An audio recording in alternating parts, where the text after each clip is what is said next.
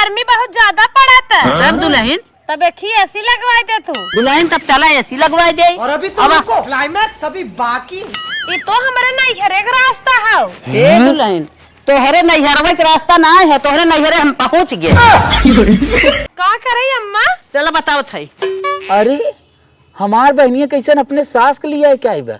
अम्मा नमस्ते। नमस्ते भैया नमस्ते। और कैसे चलू? तोहरे बहन बहुत गर्मी लागत रहा, एसी खरीदे जात है। अरे अम्मा एसी खरीद के ले क्या बहुत बढ़िया बात बा। जा जा जा। भैया हम ही पता लगावे आए हैं हमार पतोहिया शादी पहले कौने कंपनी की एसी यूज करते रहे। चला दुल्हन चला देख ले। चला दुल्हन। दुल्हन कहाँ बा एसी तन तन के चला दिखावता। दुल्हन कहाँ लाग एसी हमें दिखाईबू। अम्मा हाथ जोड़त है, हमें एसी न चाहे। चला घरे चला। चला माई लाइन पे